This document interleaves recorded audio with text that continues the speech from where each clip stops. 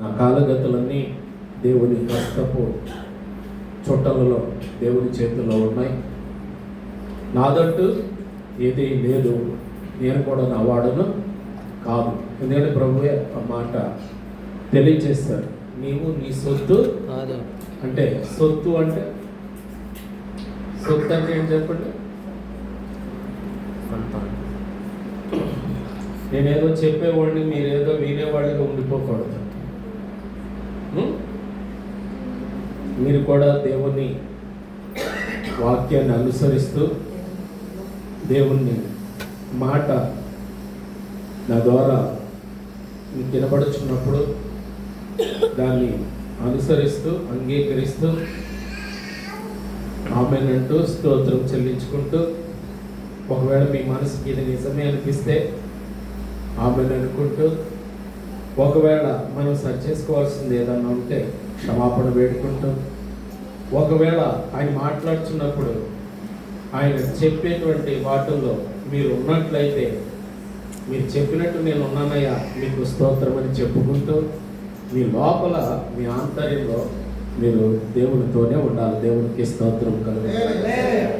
ఆశీర్వాదాలు శాపాల గురించి మాట్లాడుతూ ద్వితీయోపదేశకాండం 28వ అధ్యాయం 2వ వచనం ఒకసారి చదవండి. ద్వితీయోపదేశకాండం 28వ అధ్యాయం 2వ వచనం. నీవు నీ దేవుడిని యెహోవా మాట విని. నీవు అన్నారా మీరు అన్నారా? నీవు నీవు నీవు నీ దేవుడైనా యెహోవా మాట వినిన ఎడల ఏంటంట?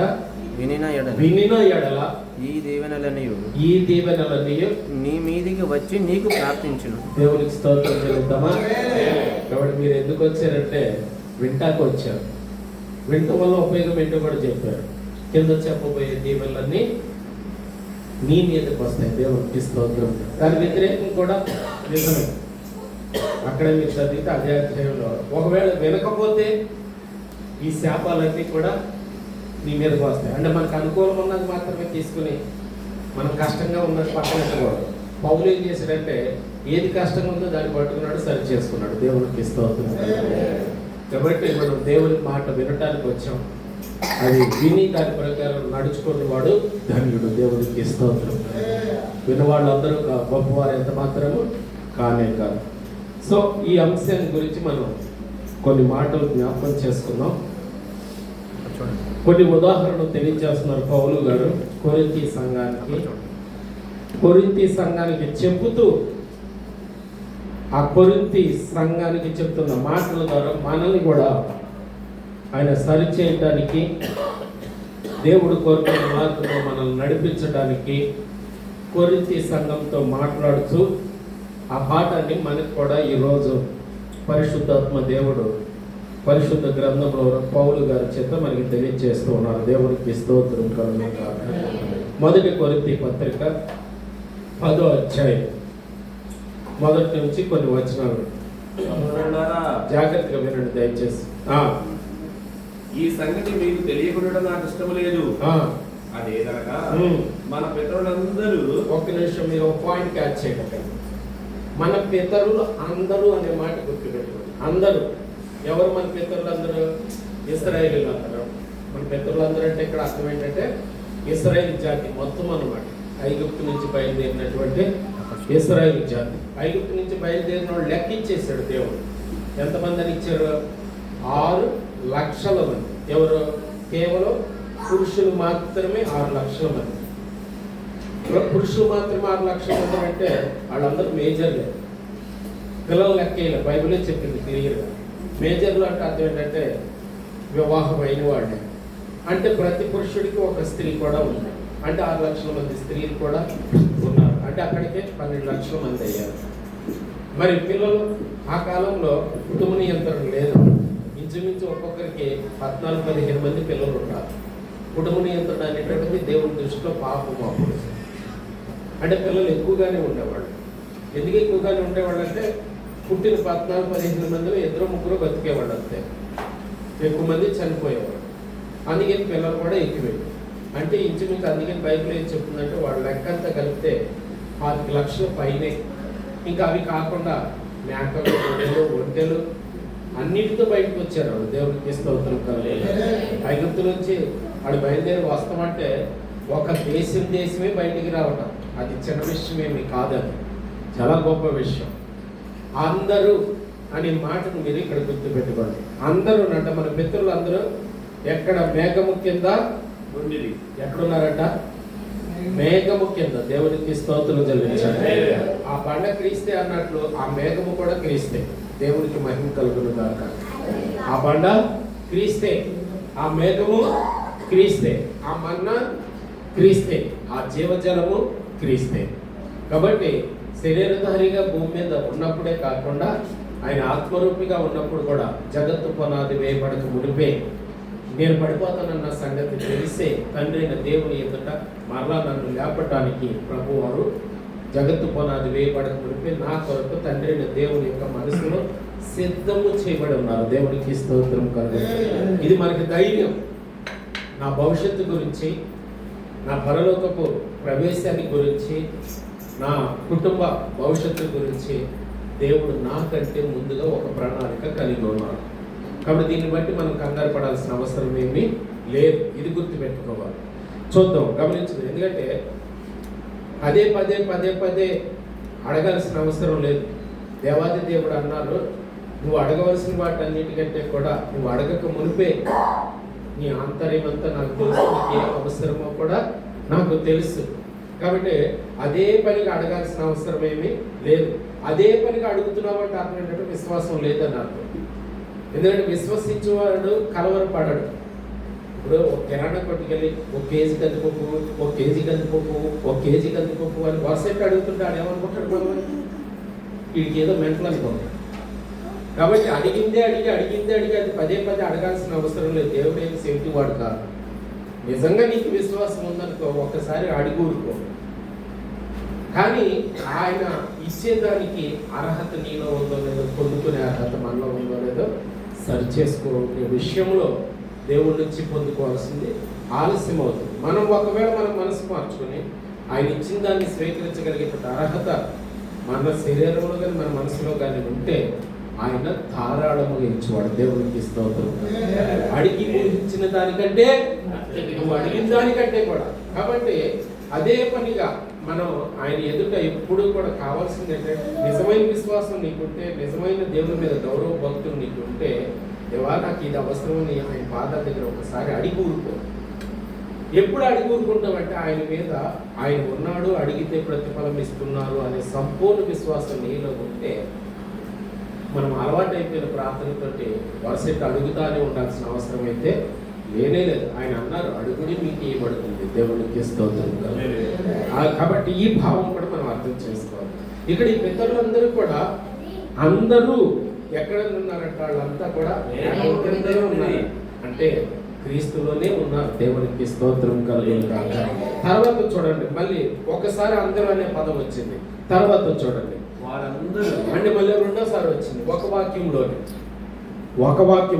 వారందరూ సముద్రములో నడిచిపోయారు. జాగ్రత్తగా వినండి. ఎందుకు సముద్రంలో నడిచిపోయారని ఎందుకు చెప్తున్నారంటే, మేఘం కిందే ఉన్నారు, సముద్రంలో నడిచిపోయారు. వాళ్ళు సముద్రంలో నడిచిపోతున్నప్పుడు జలరాశులన్నీ కూడా వాడ కట్టినట్టు కుడి ఎడమలకు వెళ్ళిపోయినాయి. పైన ఏముంది? మేఘం ఉంది. అంటే దాని అర్థం ఏంటి? మేఘం అంటే అసలు మేఘము అనే పదానికి ఉత్పత్తి అర్థం ఏంటంటే నీటితో నింపబడింది అని అర్థం, కృపతో నింపబడింది అని అర్థం. నీరు వాక్యానికి సాదృశ్యం. వాక్యమే కృపా సత్య సంపూర్ణుడుగా మన మధ్య. అంటే మేఘం అంటే వాక్యమే. వాక్యం అంటే యేసు ప్రభు వారే. కాబట్టి పైన ఏముందంటే నీరే ఉంది, కుడి పక్క ఎడమ పక్క కూడా ఏముందంటే నీరే ఉంది. అంటే దాని పరమార్థం ఏంటంటే వాళ్ళు మేఘం కింద ఉన్నారు, సముద్రంలో నడిచిపోయినట్టు అర్థం ఏంటంటే నీటి బాప్తిసం కూడా పొందారు. అందరూ పొందారు. అందరూ మేఘం కిందే ఉన్నారు, అందరూ నీటి బాప్తిసం కూడా పొందారు. తర్వాత చదవడం అందరూ మూడోసారి అందరూ మోషేను బట్టి మోషేలోను మేఘంలోను సముద్రం బ్రాకెట్లో అది వదిలేసేది. అందరూ మోషేని బట్టి. ఎవరిని బట్టి? మోషేని బట్టి. ఆ కాలంలో మోషేని బట్టి, ఈ కాలంలో యేసు ప్రభుని బట్టి. దేవునికి స్తోత్రం. ఆ కాలంలో ప్రధాన యాజకుడు ఆయన, ఈ కాలంలో మన ప్రధాన యాజకుడు యేసు ప్రభు. మోషేని బట్టి మేఘములోను మేఘములోను అంటే క్రీస్తులోను బాప్తిస్మం పొందారు. తర్వాత సముద్రములోను బాప్తిసం పొందిరి. అర్థమవుతుందా మీకు? బాప్తిస్మం అనేటువంటిది యేసు ప్రభు వచ్చిన తర్వాత వచ్చింది కాదు, అంతకు ముందే బాప్తిస్మం అనేటువంటిది ఉంది. వాళ్ళు క్రీస్తులోను బాప్తిస్మం పొందారు. తర్వాత నీటిలో సముద్రంలో కూడా ఎవరు? అందరూనా కొంతమందినా? అందరూ మేఘం కింద ఉన్నారు, అందరూ మేఘం కింద నడిచారు, అందరూ సముద్రంలో నడిచారు, అందరూ సముద్రంలో బాప్తిస్మము పొందారు. చదువుదాం తర్వాత. అందరూ ఆత్మ సంబంధమైన ఒకే ఆహారం భుజించిరి. దేవునికి స్తోత్రం చెప్పండి. ఏ సంబంధమైన ఆహారం అంటది? కానీ మనం ఆ కోణంలో ఆలోచిస్తాం. అసలు మన్నా అనేటువంటిది ఏంటంటే శరీరానికి ఆహారం అనుకుంటాం. నిజంగా ఇప్పుడు భూమి నుంచి పంటలు పండించగలుగుతాం, కానీ భూమిలోంచి మరి గింజలు ఇచ్చేది ఎవరు? ఆత్మ సంబంధమైంది అన్నాడు. ఇప్పుడు అన్నం అనేటువంటిది అంటే భౌతిక సంబంధమైందే. మరి అన్నంగా రావటానికి ముందు ఎన్నో ప్రక్రియలు ఉన్నాయి. అది భూమిలోంచి రావాలి. పౌలు అంటాడు ఒక చోట, నేను తీసుకెళ్ళి ఒడ్డు గింజ నాటగలుగుతాను, నేలను దున్నగలుగుతాను, కలుపు లేకుండా చేస్తాను, గింజ నాటగలుగుతాను, నీళ్లు పోయగలుగుతాను, మేకలు గొర్రెలు పక్షులు ఎత్తికెళ్ళకుండా దాన్ని కంచి వేసి కాపాడగలుగుతాను, కానీ దాని నుంచి మొలకను తీసుకొచ్చి వృద్ధి కలుగు చేయవాడు ఆయనే కదా. ఇవన్నీ నేను చేయగలను, కానీ గింజలోంచి మొక్కను రాగలిగేటువంటి అది ఎవడు చేయగలుగుతాడు? కాబట్టి మనం అన్నం తినగలుగుతున్నాం, అది భౌతికం. కానీ అన్నాన్ని ఇవ్వటం అనేటువంటిది ఆత్మీయం, అది దేవుడు చేయాలి. ఏది మన భాషలో చెప్పుకోవాలంటే, వడ్డోడికి చెక్క ఇస్తే చెక్కతో ఏ వస్తువైనా చేస్తాడు. వడ్డోడిని చెక్క చేయమనంటే చెక్కనే తయారు చేసేమన్నాడు. చెక్కనాడు తయారు చేయలేడు, చెక్కను ఆయన ఇవ్వాలి. చెక్క అనేది ఆయన ఇవ్వాలి. ఆహారం అనేటువంటిది మనం తింటాం, అది భౌతికం. కానీ ఇవ్వటం అనేది ఉందో చూసారా, అది ఆత్మీయం. అందుకే ఆయన ఏమంటున్నారంటే, మీరు తిన్నది భౌతికమైన ఆహారం కాదు, పరలోక సంబంధమైనటువంటి ఆత్మ సంబంధమైన. ఆత్మ సంబంధమైన అన్నం తిన్నారో, ఆత్మ సంబంధమైన నీళ్లు తాగారు మీరు. ఏమంటే నిజంగా బండ నుంచి నీళ్ళు అంటే, నిజం చెప్పండి, బండ నుంచి నీళ్ళు అవుతాయి అసలు? ఇప్పటికి మీరు నమ్మండి నమ్మకపోతే, మంచి వాటర్ పడాలంటే నుయ్యితో వినప్పుడు, మంచి వాటర్ పడాలంటే మా పొలంలో ఒక అరెకరం దెబ్బ ఉంది. ఆ అరెకరం దెబ్బ మీద ఖచ్చితంగా మొక్కలు పెడతా. మొక్కలు పెట్టినప్పుడు నీళ్ళ కోసం ఎక్కడో ఒక చోట నీళ్ళు తవ్వాల్సింది, ఎందుకంటే అక్కడ ఇసుక నేల కాబట్టి ఎక్కడితోనే నీళ్లు పడతాయి. కానీ మంచి నీరు ఎప్పుడు పడుతుందంటే తవ్వగా కొన్ని పారలు మట్టి తీసిన తర్వాత పారకే టంగమని కొంత సౌండ్ అవుతుంది. అప్పుడు ఏం తెలుస్తుందో తెలుసా మీకు? ఈ విషయం ఎవరికి తెలుస్తుందంటే నూతులు తవ్వేవాళ్ళకి తెలుస్తుంది. పారకి సౌండ్ తగిలింది, ఒక రాయి సౌండ్ తగిలిందంటే ఖచ్చితంగా అక్కడ నెంబర్ 1 వాటర్ పడతాయి అని అర్థం. అంటే ఆ రాయి ఏంటిదంటే దాన్ని ఏమంటారంటే గుబ్బరాళ్ళు అంటారు. అంటే అవి ఎట్లా ఉంటాయి అంటే, మీరు మనం చెప్పాలంటే సిమెంట్ కలిపి సిప్స్ కలిపేసి విడగొట్టేది ఎట్లా ఉంటాయో, ఎండిపోయిన తర్వాత ఎక్కడైతే భూమి లోపల గువ్వరాయి తగులుద్దో ఖచ్చితంగా అక్కడ వాటర్ ఫిల్టర్ వాటర్ లాగా ఉంటుంది. అంటే దాని అర్థం ఏంటంటే, ఎక్కడ రాయి ఉంటుందో, ఎక్కడ బండ ఉంటుందో అక్కడ నీళ్లు బాగుంటుంది. అక్కడ నీళ్లు బాగుంటే ఇప్పుడు కూడా కింద గువ్వరాయి తగిలింది, బోరేసేటప్పుడైనా సరే కింద గువ్వరాయి తగిలింది అంటే కనుక నెంబర్ 1 వాటర్ పడతాయి అని అర్థం. అంటే దాని అర్థం ఏంటంటే, బండ నుంచి జీవజలము, దేవునికి స్తోత్రం కలుగుతుంది. అది ఆత్మ సంబంధమైనటువంటి మంచినీళ్ళు, ఆత్మ సంబంధమైనటువంటి ఆహారం. అందరూ ఆత్మ సంబంధమైన ఆహారం తిన్నారంట, అందరూ ఆత్మ సంబంధమైన నీళ్ళే తాగారంట, అందరూ మేఘంలో కిందే నడిచారంట, అందరూ నీటిలో బాప్తిసం పొందారంట, సముద్రంలో బాప్తిసం పొందారంట. అందరూ అందరూ అందరూ చదవండి, ఇప్పుడు చూడండి. అందరూ ఒకే పానీయమును పానము చేసేవి, తమ్మును వెంబడించిన ఆత్మ సంబంధమైన బండలోని త్రాగిరి. ఆ బండ క్రీస్తే. దేవునికి స్తోత్రం. ఆడు వెంబడించారా, ఆయన వెంబడించారా? వెంబడించడం అంటే వెనకాల రావటం. వీళ్ళు ఆయన వెనకాల వెళ్ళారా, వీళ్ళ వెనకాల ఆయన వచ్చారా? ఐగుప్తు నుంచి బయలుదేరినప్పుడు దేవుని వెనకాల వీళ్ళు నడిచారా, వీళ్ళ వెనకాల దేవుడు నడిచారా? ఏ బైబిల్ ఏమంటుంది? వాళ్ళని వెంబడించిన అంటే దాని అర్థం ఏంటంటే నా మహిమను విడిచిపెట్టి, నా పరలోకాన్ని విడిచిపెట్టి, నీ మీద ఉన్న అపారమైనటువంటి ప్రేమతోటి నేను కూడా 40 సంవత్సరాలు ఎడారుల్లో, అరణ్యంలో, గుడారాల్లో నీతో పాటు నేను ఉన్నాను కదా. దేవునికి స్తోత్రం. ఎందుకు నేను మిమ్మల్ని వదిలిపెడతాను?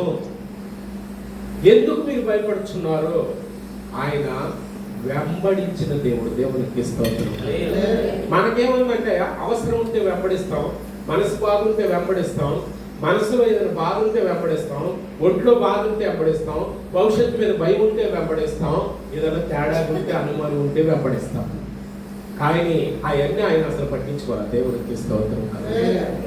ఆయన వాళ్ళు వెంబడించకపోయినా, వాళ్ళు ప్రేమించకపోయినా, ఆయన వైపు వాళ్ళు ఒక్కసారి కూడా తిరిగి చూడకపోయినా, నాకు వీపు పెట్టారో లోకానికి ముఖం పెట్టారో అన్నాడు దేవుడు ఒక చోట.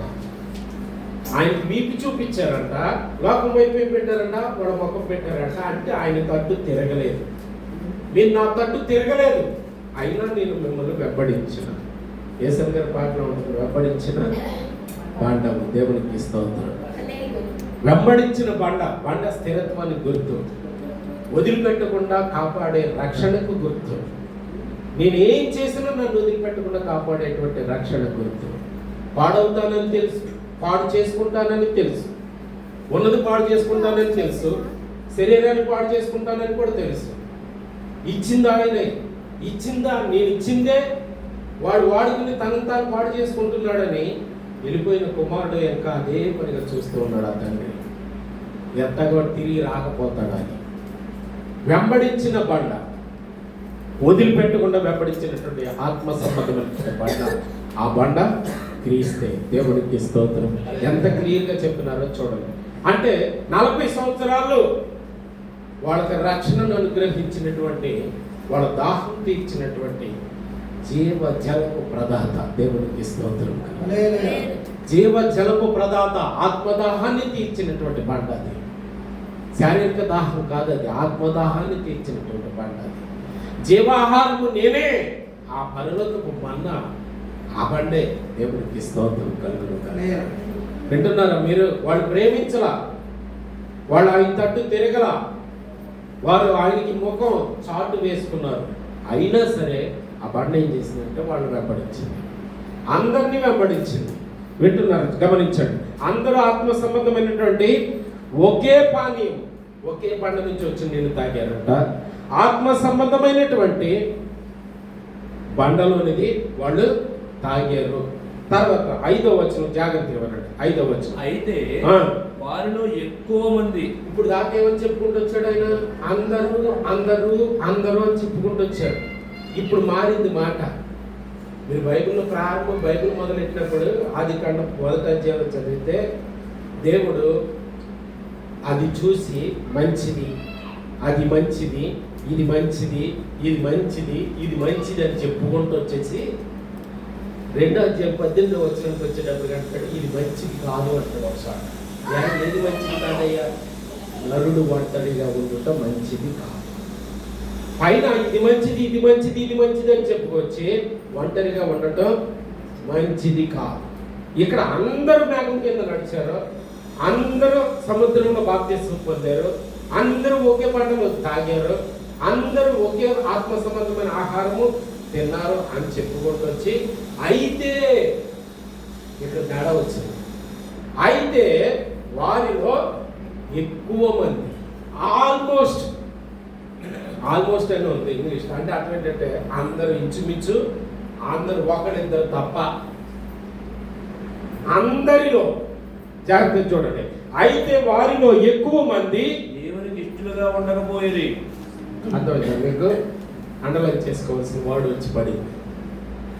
అయితే వారిలో ఎక్కువ మంది, అందరికీ బండ, అందరికీ మన్నా, అందరికీ బాప్తిస్మం, అందరికీ మేఘం, సమాన ధర్మం చేశాడు ఆయన. అయితే ఇక్కడ మీరు గమనించినట్లయితే వారిలో ఎక్కువ మంది ఏం చేయలేకపోయారంట? ఎవరికి అర్థమవుతుందా మీకు? దేవునికి ఇష్టలుగా ఉండకపోయారు గనుక అరణ్యంలో సంహరింపబడేది. అరణ్యంలో మీరు మళ్ళీ గుర్తించేస్తారు, అరణ్యం కాదు. ఇంగ్లీష్లో మీరు చూడండి, అరణ్యం కాదు. అరణ్యం అయితే బండ అవసరం లేదా, అరణ్యంలో అయితే మన్న అవసరం లేదండి. ఏదో ఫ్రూట్స్ కాయలు దొరకవు అరణ్యంలో. అరణ్యం అంటే అడవే కదా.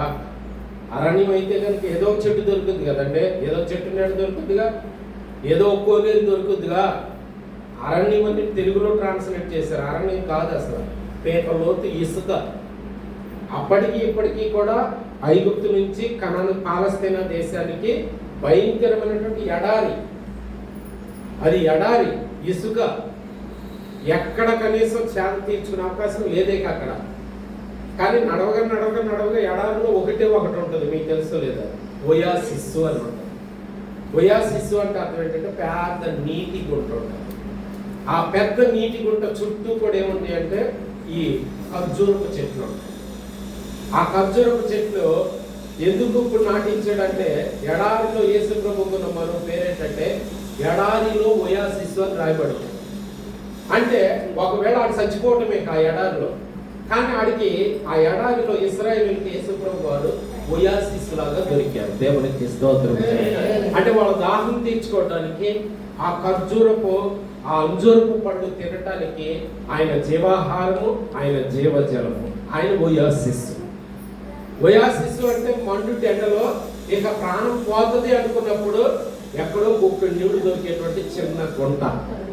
అదే కాకుండా అదే ఎడారిలో యేసు ప్రభు వారికి మరో పేరెట్టారు, ఆశ్రయపురము. దేవునికి స్తోత్రం. ఇన్ని రకాలుగా ఆయన వాళ్ళకి రక్షణను కలుగు చేస్తే, అన్ని సుఖాలు వాళ్ళకి దొరికితే వాళ్ళలో ఎక్కువ మంది ఏమయ్యారంట, దేవునికి ఇష్టలుగా ఉండలేదంట. అయితే ఏం జరిగిందంట, సంహరింపబడిరి. ఎందుకు సచ్చారాళ్ళు? ఇది మనకు వస్తుంది. ఎందుకు సచ్చారో వాళ్ళలో ఎక్కువ మంది, 40 లక్షల మంది అంటున్నాం కదా, సుమారు లెక్క 30 లక్షల మంది కదా. కనాను దేశానికి వెళ్ళింది ఎంతమంది? 2 వెళ్ళారు. ఇప్పుడు చెప్పండి, వారిలో ఎక్కువ మంది అంతంలో అర్థం ఏంటో? అందరూ ఒకే మేఘము, అందరూ ఒకే పంట నీళ్లు, అందరూ ఒకే ఆత్మ సంబంధమైనటువంటి ఆహారము, అందరూ బాప్తిసం పొందారే. మరి వాళ్ళలో ఎక్కువ మంది చంపబడటానికి కారణం ఏంటి? చచ్చిపోవడానికి కారణం ఏంటి? ఎందుకు చచ్చిపోయారు? అన్నం లేక చచ్చిపోయారా? నీళ్లు లేక చచ్చిపోయారా? జబ్బులు వచ్చి చచ్చిపోయారా? నడవలేక చచ్చిపోయారా? ఎడారి కాబట్టి ఎండ తీవ్రత తట్టుకోలేక చచ్చిపోయారా? నీరసం వచ్చి చచ్చిపోయారా? కొన్ని దేవుడు లేక చచ్చిపోయారా? నడిపేవాళ్ళు లేక చచ్చిపోయారా? ఎందుకు చచ్చారు వాళ్ళందరూ? కారణం ఏంటంటే దేవునికి ఇష్టంగా లేకపోతే. అందుకే పౌలు గారు ఏమంటున్నారంటే, నాయన ఇశ్రాయేలు నుంచి ఒక పాఠం నేర్చుకోండిరా మీరు అని కొరింథీ సంఘానికి చెప్తున్నాడు. ఇప్పుడు నా ద్వారా కొరింథీ సంఘానికి చెప్తున్న పాఠం మనకి నేర్పుతున్నాడు. అందరూ బాప్తిసం పొందారు, అందరూ జీవజలాలు తాగారు, ఆత్మ సంబంధమైన జీవజలాలు తాగారు, అందరూ రొట్టె ద్రాక్ష రస బల్లారసలో పాలుపప్పులు పొందుతున్నాం, అందరూ బాప్తిసం పొందాం. కానీ అయినా ఎందుకు చచ్చిపోతున్నాం? అయినా ఎందుకు చచ్చిపోయారు? దేవుడు కోరుకునేది ఏంటి? బాప్తిస్మమా? దేవుడు కోరుకునేది ఏంటి? ఒకటే, నాకు ఇష్టడుగా ఉన్నాడా లేదా. వారిలో అనేక మంది, వారిలో ఎక్కువ మంది రోమపత్రిక ఒకసారి ఏంటి ఈ మాటలు ఇంకో చోట రోమపత్రికలో ఒక మాట ఉన్నారు, 11:5. రోమపత్రికలో 11:5. అలాగుననే చదువు. అప్పటి కాలమందు సైతము ఆ టైంలో కృప యొక్క ఏర్పాటు చొప్పున శేషము మిగిలి ఉన్నది. దేనిని బట్టి అంట? కృప యొక్క ఏర్పాటును బట్టి ఏం మిగిలిందంట? శేషం అంటే ఎక్కువ ఉంటుందా తక్కువ ఉంటుందా? ఒక్కోసారి 0 కూడా రావచ్చు కదా. 4/2 అయితే శేషం ఎంత? 4లో 2 పార్టీ క్యాన్సిల్ అయిపోద్ది కదా. 0 అంటే 30 లక్షల మంది బయలుదేరితే వెళ్ళింది 2 అంటే శేషం ఎంత? 2. ఇప్పుడు దాన్ని బట్టి కంపేర్ చేసుకుంటే ఈ రోజున సంఘాలలో సేవలో మనం గమనించుకుంటే సమాజ మందిరాల్లో అన్ని జరుగుతున్నాయి, ఆర్భాటాలు బాగా జరుగుతున్నాయి. అందరు బాప్తిసం పొందుతున్నారు, అందరు బలారాధనలో రొట్టె ద్రాక్షరసం తీసుకుంటున్నారు. కానీ దేవుడు ఏమంటున్నారంటే మీరు ఏం చేసినా సరే మరి ఎందుకు చచ్చిపోతున్నారు? కారణం ఏంటంటే బైబిల్ ఏమంటుందంటే వారిలో అనేకులు ఎక్కువ మంది దేవునికి, అందుకే దేవుడికి ఇష్టంగా లేకపోవడం వల్ల ఏం జరిగింది? దేవుడికి ఇష్టంగా లేకపోవటానికి కారణం ఏంటి? ఇప్పుడు దేవుడికి ఇష్టంగా లేకపోవడానికి కారణం ఏంటంటే దేవుడు ఏమన్నా ఇవ్వకపోతే, ఇప్పుడు తల్లిదండ్రులు బిడ్డలు ప్రేమించకపోవడానికి కారణం ఏంటి? ఆడి పెద్దోడికి అంత ఇచ్చాం, చిన్నోడికి ఎంత ఇచ్చాం, దానికి అక్కకి అంత ఇచ్చాం, చెల్లికి ఎంత ఇచ్చాం, నాకు అంత ఇవ్వలేదు అంటే ఒక అర్థం ఉంది. ఈయన ఏ లోటు లేకుండా చూశాడు కదా. దాహం వేస్తుందంటే పరలోకపు నీళ్ళు, ఆకలి వేస్తుందంటే పరలోకపు అన్నం. అరే అది సరిపోలేదు, ఆయన అక్కడ చేపలు పట్టుకుని నైలు నదిలో శుభ్రంగా చేపలు పట్టుకుని తినేవాళ్ళం. ఇక ఎంతసేపు ఇక్కడ ఇదేనా ఆపోపము. ఆపోపం అంటే మన భాషలో చెప్పుకోవాలంటే, మీకు అర్థమయ్యే భాషలో చెప్పాలంటే మన్నా అంటే మీరు అన్నవర ప్రసాదం చూసారో లేదో, సేమ్ అలా ఉంటుంది. అన్నవర ప్రసాదం లాగా ఉంటుంది మన్నా, పరలోకం నుంచి కూర్చునేటువంటి ఆహారం. అది మీ తరతరాలకి దేవుడు పరలోకపు ఆహారంతో మిమ్మల్ని పోషించడానికి, మీ తరతరాలకు మీ బిడ్డలు మీరు చెప్పుకోవటానికి ఒక అరకేజీ మన్నా తీసుకుని కరుణాపీఠంలో మందసంలో దాయమని మోషేకి చెప్పాడు దేవుడు. అందుకే మందసంలో 3 వస్తువులు, ఒక వస్తువు ఏంటిది? మన్నా ఉంటదే. అంటే దాని అర్థం ఏంటంటే యేసుప్రభుకి సాధునిస్తాం, జీవాహారం, అది జీవజలము ఆయనే, ఆ బండ ఆయనే, ఆ బండ నుంచి వచ్చిన నీళ్లు ఆయనే, అది ఆత్మను బతికించేది. సో మీ రాబోయే తరాలకి మీరు చెప్పుకోవటానికి, నేను మిమ్మల్ని ఎట్టా రక్షించాను, మిమ్మల్ని ఎట్టా పోషించానో చెప్పుకోవటానికి ఒక అరకేజీ మన్నాన్ని తీసుకుని ఎక్కడ పెట్టమన్నాడంటే ఆ యొక్క మందసములో దాచి ఉంచమని దేవుడు ఉంచారు. అంటే ఆ సాహస కార్యాన్ని రాబోయే తరాలకు తెలియచేయటం. అయితే వీళ్ళు దేవునికి ఇష్టలుగా లేదు. ఇప్పుడు ఒక మనిషి, మీరు తప్పుగా అర్థం చేసుకోమాకండి, ఒక భర్త ఒక భార్యకి ఇష్టంగా లేడు, ఒక భార్య ఇష్టంగా లేదు, భార్య పట్ల భర్తకి సరైన ఇష్టం లేదు అంటే అర్థం ఏంటో తెలుసా? ఈ భర్త ఇంకొక స్త్రీకి బానిసయ్యి ఇంకో స్త్రీ మీద ఇష్టాన్ని పెంచుకున్నాడు. నాకు దేవుడి మీద ఇష్టం లేదు అంటే ఖచ్చితంగా దేని మీద ఇష్టం ఉంది. దేని మీద ఇష్టం ఉంటే తప్ప దేవుడి మీద ఇష్టం ఉండదు. ఇది గుర్తుపెట్టుకోవాలి. అదే తప్పు. అదే బైబిల్ ఏమందంటే అవినీతి, అదే దుర్మార్గత, అదే వ్యభిచారం. వ్యభిచారం అంటే అర్థం ఏంటంటే శరీరంతో చేసేది కాదండి. దేవుణ్ణి దేవుడుగా ఆరాధించకుండా నా మనసులో ఇంకో దాని మీద, దేని మీద అయితే నా మనసు ఆధారపడిపోయిందో అదే వ్యభిచారం అండి. ఇక్కడ బైబిల్ ప్రభు ఆ మాటలు కింద చెప్తున్నారు. ఎందుకు ఇష్టంగా లేదు? ఏమి లోటు వచ్చింది వాళ్ళకి? ఏమి లోటు ఇచ్చాడు? 40 సంవత్సరాలు వండుకోలేదే, 40 సంవత్సరాలు నీళ్ళు తవ్వలేదే, 40 సంవత్సరాలు వేసుకున్నటువంటి బట్టలు కూడా మరే మాసిపోలేదు కదా, వేసుకున్న చెప్పులు పాడవలేదు కదా. అరే 40 సంవత్సరాలు రెక్కల మీద మోసిన బైబిల్ అంతా అదే ఉంటుంది. భుజాల మీద మోసానంటాడు, రెక్కల మీద మోసానంటాడు, రెక్కల నీడలో దాచేని అంటాడు. అరే నీకు వచ్చే లోటేంటిరా? ఎందుకు చచ్చిపోతున్నారు మరి? అరే నిస్సత్తువు లేకుండా సత్తువుతో నడవగలిగేటట్టు నా శక్తిని ఇచ్చాను మీకు, మీరు తొట్టిల్లకుండా కాపాడాను నేను, మరి ఎందుకు చచ్చిపోతున్నారా? ఇన్ని సుఖాలు కలగటం వల్ల, ఇంత బాగా ప్రేమించడం వల్ల, ఇంత బాగా సంరక్షించుకోవటం వల్ల కారణం ఏంటంటే దేవుని వాక్యం అంటుంది దేవునికి ఇష్టలుగా లేకపోవటం వల్ల చచ్చాడు. అన్నం లేక చచ్చిపోలా, నీళ్లు లేక చచ్చిపోలా, నడవలేక చచ్చిపోలా, ఎండతో చచ్చిపోలా, రోగాలతో చచ్చిపోలా. 15-20 ఏమన్నట్టు నుంచోబెట్టి 25-30 లక్షల మంది నుంచోబెట్టి నిర్గమకాండం మీరు చూస్తే, ఇదిగో నేను ఒక మాట చెప్తున్నాను, గుర్తుపెట్టుకోండి. నా మాట, నా ఆజ్ఞ, నా విధులు, నా కట్టడలు మీరు అనుసరించి ఈ 40 సంవత్సరాలు కనాన్ దేశానికి వెళ్ళే వరకు మీరు గనక పాటించినట్లయితే గనక ఐగుప్తులో కలుగు చేసినటువంటి 10 రకాల తెగుళ్ళలో ఏ తెగులు నీ మీదకి రాని అన్నాడు. దేవునికి స్తోత్రం. పైగా తన పేరు అక్కడ, తన గుణ లక్షణాన్ని అక్కడ చెప్పాడు. యెహోవా రఫా, స్వస్థపరచు యెహోవాను మరి ఎందుకు చచ్చిపోయారు వీళ్ళు? ఈనాడు యేసుప్రభు ఏం చేశారో ఆనాడు తండ్రి అయిన దేవుడు కూడా వాళ్ళకి అదే చేశారు. ఎందుకని ఆనాడు బానిస ఐగుప్తు దేశంలో బానిసత్వంలో ఉన్నారు. వాళ్ళు బానిసత్వంలో ఉన్నటువంటి వాళ్ళని బయటికి తీసుకొచ్చింది ఏంటంటే రక్తమై.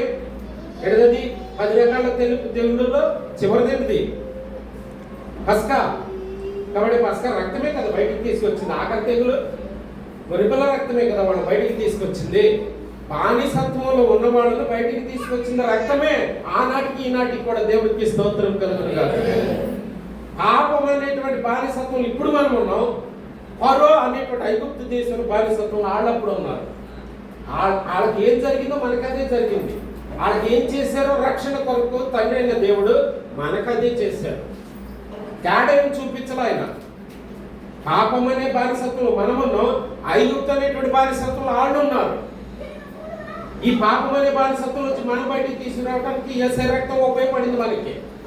ఐగుప్తు అనేటువంటి బానిసత్వంలో ఉన్నటువంటి వాళ్ళని బయటికి తీసుకురావడానికి గొర్రెపిల్ల రక్తం అక్కడ ఉపయోగపడింది. క్లియర్గా బైబిల్ చెప్తుంది. గొర్రెపిల్ల రక్తంతో బయటకు వచ్చారు, ఎర్ర సముద్రంలో బాప్తిసం పొందారు. మరి మనము బాప్తిసం పొందాము. ఏ తేడా లేదు గమనించండి మీరు. వాళ్ళకి ఏం జరిగిందో మనకదే జరిగింది. ఓ గొర్రె సంగమా, వాళ్ళకి ఏం చేశారో దేవాది దేవుడు మీకు అదే చేశారు.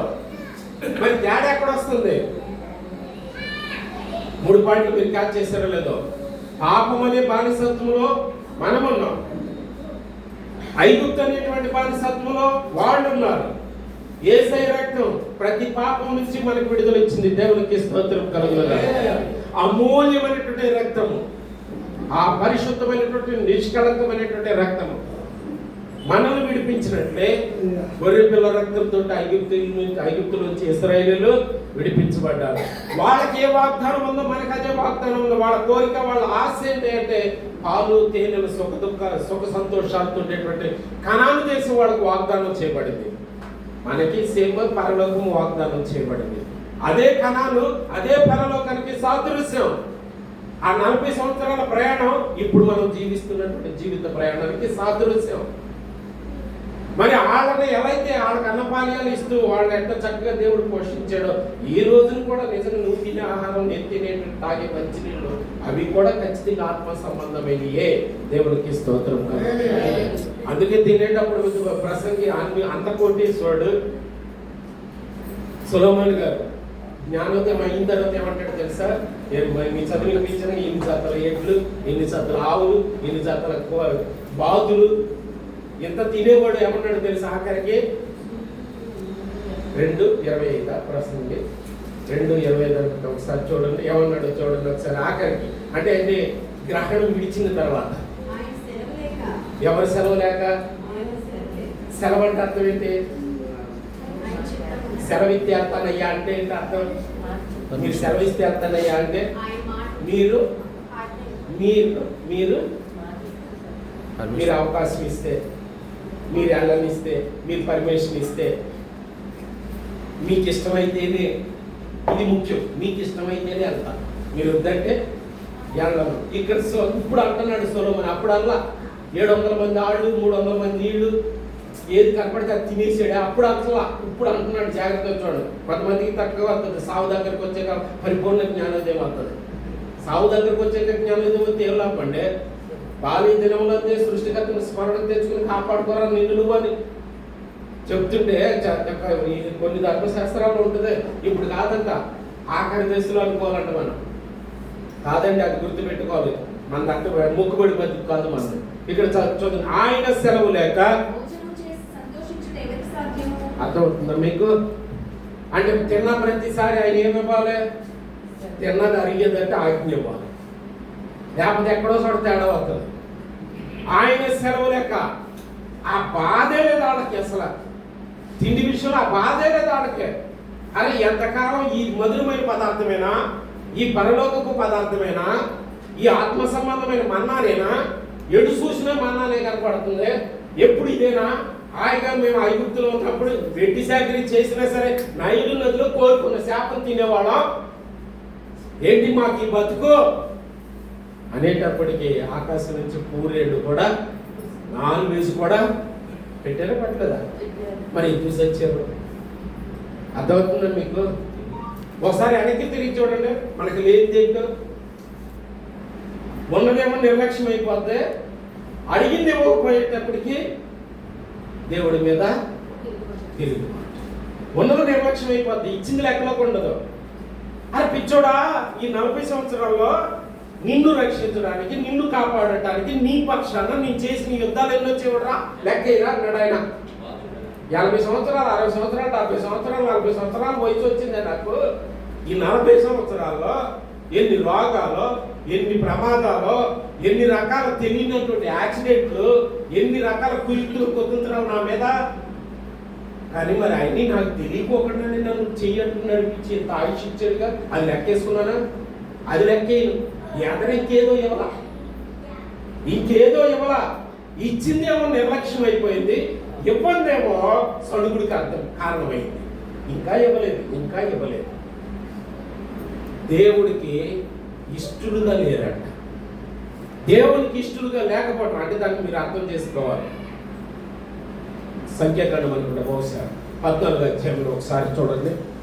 సంఖ్యాకాండం 14:8-14:5 నుంచి ఒకసారి చదవండి. మోషే అహరోనులు ఇశ్రాయేలీయుల సర్వ సమాజ సంఘము ఎదుట సాగిలపడిరి. అప్పుడు దేశము సంచరించి చూసిన వారిలో ఉండిన నూను కుమారుడకు యెహోషువయు యుబ్బన్నే కుమారుడకు కాలేబును బట్టలు చుట్టుకొని. ఒకసారి అంటున్నారా, 12 గోత్రాల నుంచి 12 మంది పెద్దలను ఎక్కడికి మనం అసలు ఆయన గెలుపుతామో లేదో చూసిరమని పంపించారు కదా, వేగు చూసిరమని పంపించారు కదా. అందులో 10 మంది ఏం చెప్పారు? వాళ్ళ ముందు మనం మెడతలం, వాళ్ళ ముందు మనం దోమలం, ఈగలం, అంటే ఏనుగులాగా ఆచారు బాగులై ఉన్నారు. ఐగుప్తులో మనకి ఫుడ్ లేదని ఇక్కడ తీసుకొచ్చి అరణ్యం ఎవడ అడిగేవాడు లేడు, సభ్యత తెచ్చాడు అని 10 మంది రివర్స్ అయ్యారు.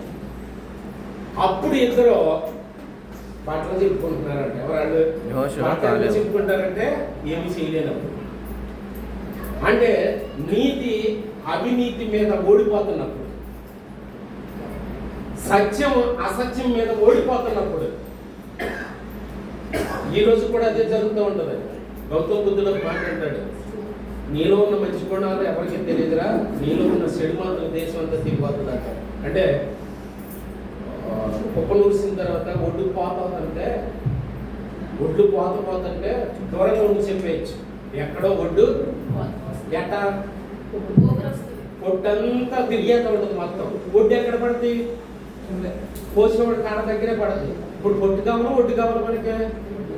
అంటే విలువ అయితే ఆడ దగ్గరే ఉంటుంది, విలువ లేని దేశం అంతా తిరుగుతుంది. నిజంగా నీలో దాగి ఉన్న గుణం నీ దేవుడికే తెలుస్తుంది. ఒక్క మచ్చ ఎక్కడ ఉందా దేశం అంతా తెలుస్తుంది. ఎంత తెల్లగా ఉందో దాని మీద గబుక్కులు ఎక్కడన్నా ఒక సింకు ఒక ఇంకు మచ్చ పడితే మీరు ఏం చూస్తారా? ఎంత తెల్లగా ఉంది కదా, అంత చూడవచ్చు కదా, చూడరు కదా.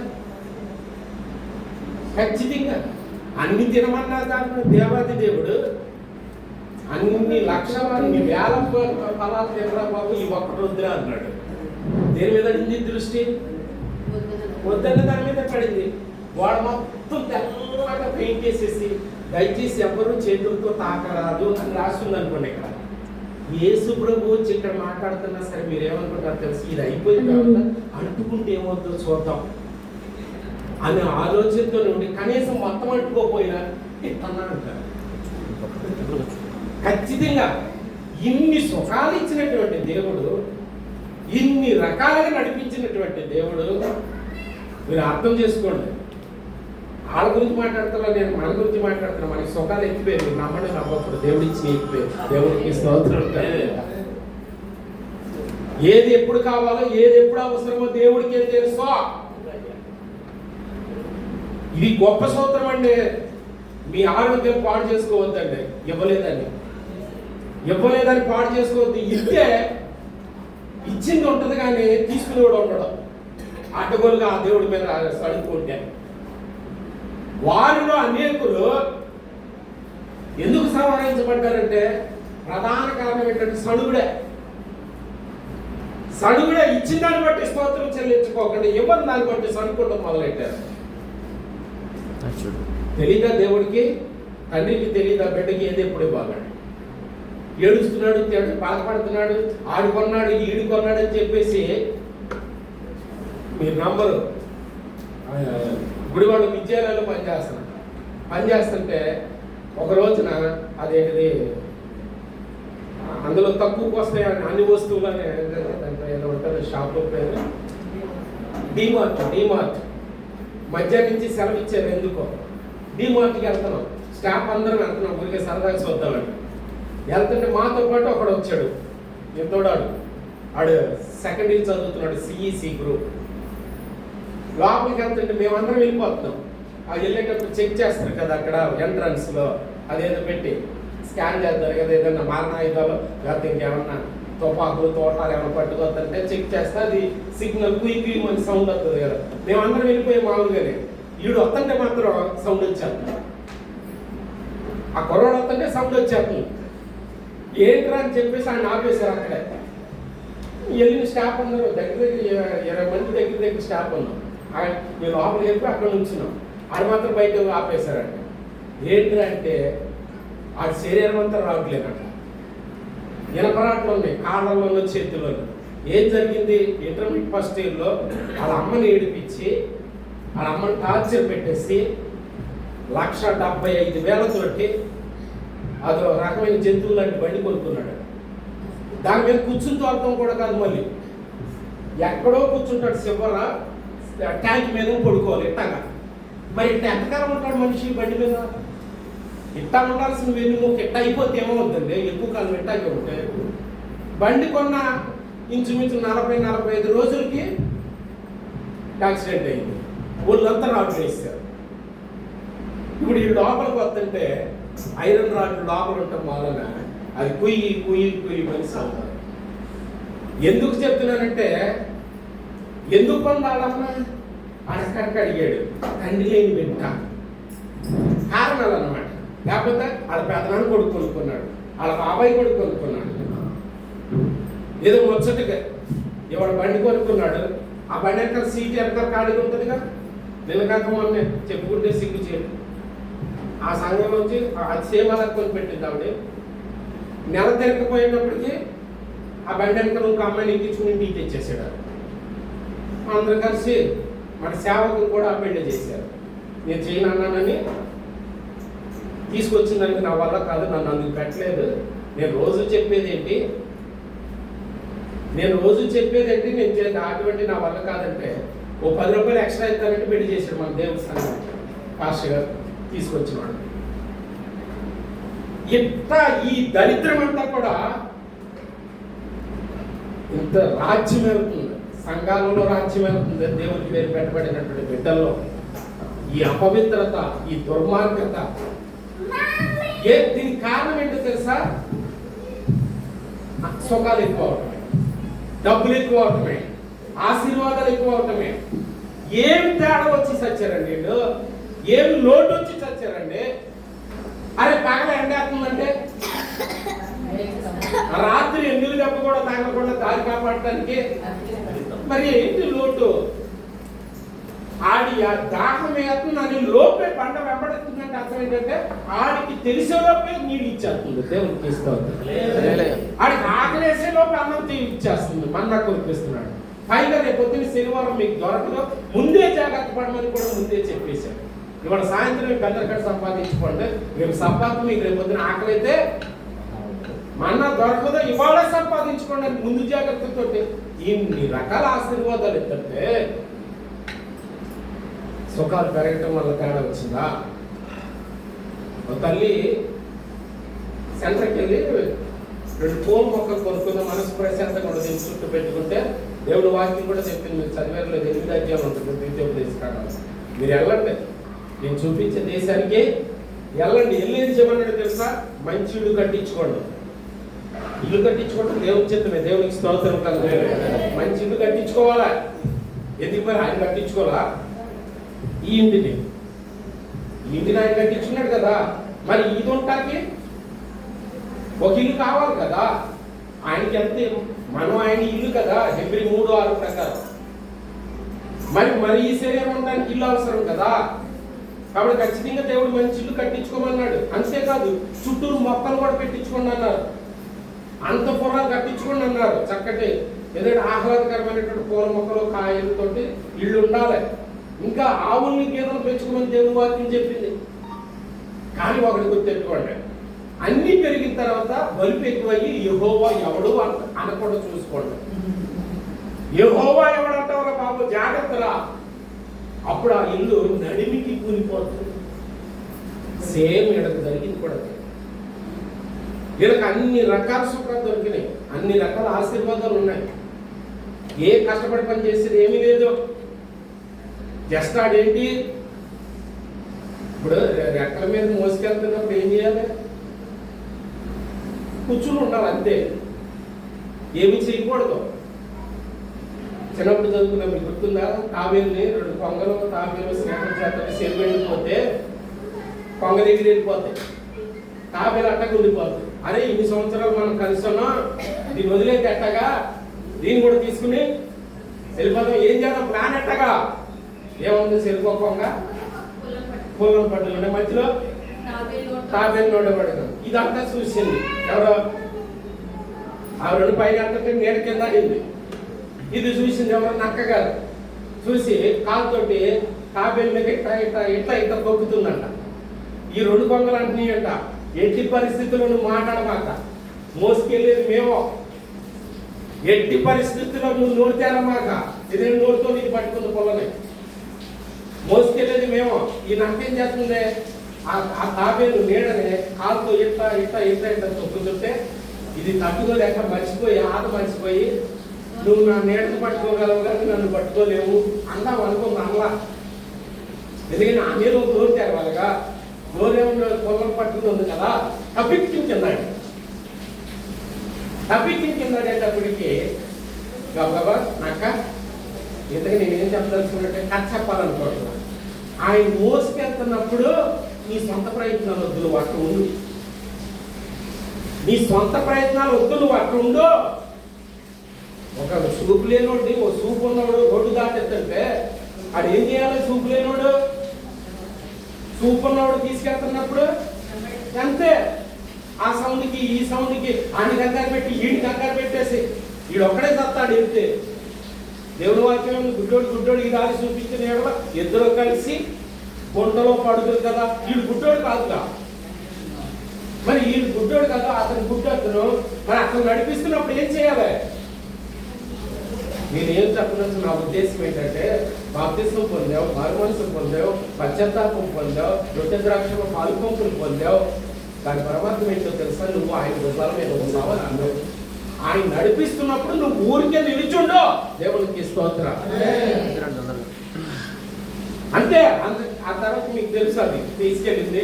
అయ్యో ఇన్ని రోజులు ఎండిపోయి మనం నీళ్లు లేకుండా తినేది. కానీ కాకపోతే కాస్తంత నేను మాంసం అంతా కూడా ఎండిపోయి బెడకట్టేసి ఉందే, నువ్వు తినలేవు, నువ్వు అంత నీళ్ళలో నానబెట్టి తిను అన్నాయి. అన్ని చోట్ల అదే తెలిసింది. మీకు తెలుసుకోలేదు, తాబేలు కుందేలు కథలో కూడా తాబేలే తెలిసింది. అంటే దాని పరమార్థం ఏంటో, ఆగినోడు గెలుస్తాడు ఎప్పుడు, అదుపులో ఉన్నవాడే గెలుస్తాడు ఎప్పుడు కూడా. ఆత్మలో కొంచెం నెమ్మది కలిగిన వాడే, మనసులో నెమ్మది కలిగిన వాడే గెలుస్తాడు. ఆఖరికి ఎందుకు తీసుకెళ్ళి సరే అయితే కడుగుతాను, కొంచెం నానబెడతానని పెట్టింది నీళ్ళలో. నానేవా అని అడుగుతుంటే అంత నానేను, కానీ నువ్వు అట్టుకున్నా కాలు కింద నానలేదు అన్నట్ట. అయితే నాన్నకు వదిలేపింది కాలు, ఈలోపు జారిపోయింది. అక్కడ తప్పించుకుంది, అది వేరే విషయం. అయితే దేవుని చేతుల నుంచి జారిపడిన వాడు రక్షించబడటానికి అవకాశం లేదు భూమి మీద. దేవునికి స్తోత్రం. దేవుని హస్తాల్లోంచి, దేవుని ఆశ్రయపురంలోంచి, దేవుని కౌగిట్లోంచి, దేవుని రెక్కల్లోంచి బయటకు వచ్చినోడు బయట రక్షించబడడానికి అవకాశం లేదు. ఇన్ని రకాల సుఖాలతో నడిపిస్తుంటే వీళ్ళంట ఎక్కువ మంది ఏమైపోయారంట, సంహరించబడ్డారంట. ఏం లేక, అన్నం లేక, నీళ్లు లేక, ఎండ వల్ల, రోగాల వల్ల, నడవలేక నీరసం వచ్చా. ఎందుకు చచ్చిపోయారంటే కారణం ఏంటంట, దేవునికి స్తోత్రం చెప్పండి. దేవునికి ఇష్టలుగా ఉన్నవాళ్ళు అందరూ మనస్ఫూర్తిగా స్తోత్రం చెప్పండి. కాబట్టి దేవునికి ఇష్టలుగా ఉన్నామా లేవా అనే పరీక్ష మనం ఆత్మ పరిశీలన ఎప్పుడు చేసుకోవాలి. ఎన్నున్నా సరే ఇక్కడ నేను చెప్పాల్సింది అదే, యెహోషువను కాలేబు ఇద్దరు ఏం చేశారట? బట్టలు చేయించుకున్నారట. ఎందుకంటే 10 మంది కదా వాళ్ళు. పొట్టు ఎక్కువైపోయింది, ఒడ్డు తక్కువైపోయింది. ఒడ్డు ఏం చేయలేకపోతున్నాయి, పొట్టు రెచ్చిపోతుంది అక్కడ. 10 మంది బలం ఎక్కువ ఉండదా, ఇద్దరు బలం ఎక్కువ ఉండదా? యోగి వేమన్ గారు మాట్లాడాడు, పాడి 10 ఆడు మాట పాడి దరచదు, ఒక్కడాడు మాట ఎందుకు చెందు. 10 మంది చెప్పే మాట ఎప్పుడు నెప్పుద్ది, కానీ ఒకటి చెప్పేది నీతైనా నిజాయితీ అయినా దానికి అసలు విలువే అంతే కదా. కోర్టుకి ఏదో ఉండదు అంటారు, ఏదో ఉండదు అంటారు. ఏముండదు, ఏముంటుంది. కోర్టుకి కళ్ళుండవు, న్యాయదేవతకి ఏముండదంట, కళ్ళుండవు అంటే ఏముండదంట. ఇప్పుడు అందుకే మరి జ్ఞానోదయం అయింది ఏమో తెలియదు, కానీ ఇప్పుడు ఏం చేశారు కోర్టులో కట్టరు. మీరు 2024 నుంచి ఏం కట్టరు, నలగొడు తీసారు. ఇప్పుడు జ్ఞానోదయం అయినట్టుంది. అంటే మనం ఇప్పుడు కనీసం ఇప్పుడు చూసే మాట్లాడాలరా, ఇప్పుడు చూసే మాట్లాడాలంట.